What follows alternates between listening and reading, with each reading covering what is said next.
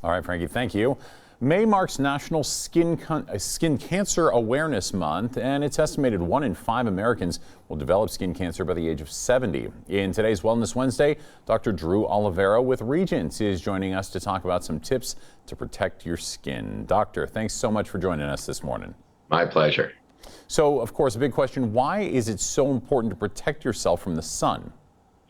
Well, sunlight has UV rays, ultraviolet rays, and that can actually damage the DNA in our skin, can cause premature aging, can actually cause damage to your eyes and your retina. But as you just mentioned, skin cancer is the thing we worry about the most. It is the most common cancer in the United States, and the deadliest form, melanoma, has doubled over the last 3 decades. Oh, double. Wow. Okay. Now, we know that, of course, I shouldn't say everybody, but I would assume most people enjoy a nice tan, though. Of course, you get on some of that sunscreen, get out in the sun just for a little bit in moderation. But that's people of all ages. Who would you say is most at risk of skin cancer, though? Certainly people who burn. So if you get sunburns, every 5 sunburns doubles your risk for melanoma. So who burns? People with fair skin, people with green or blue eyes, people with a history of or have freckles.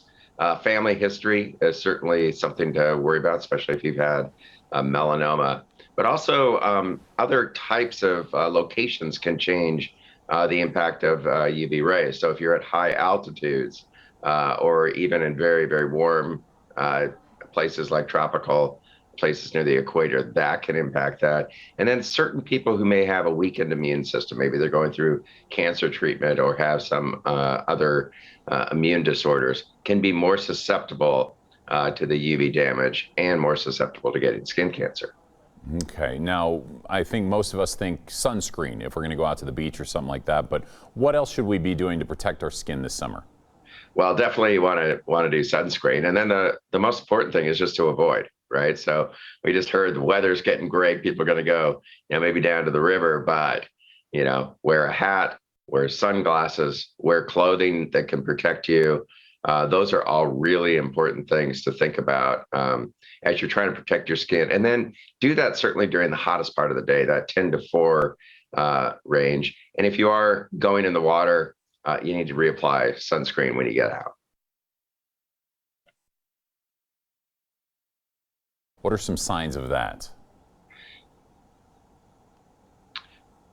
So some of the signs of skin cancer can be a few things, and there's a simple way to think about it. So I think about it in the ABCs. So is the mole or lesion asymmetric? So is it nice and round or oval, or does it look different one half to the other? The second is the B. So what's the border look like? Is it nice and smooth, or is it irregular? Irregular is bad. Color, is it a uniform color or not? So does it have black spots, or is it all one solid color? Diameter, so is it bigger than the head of a pencil or an eraser?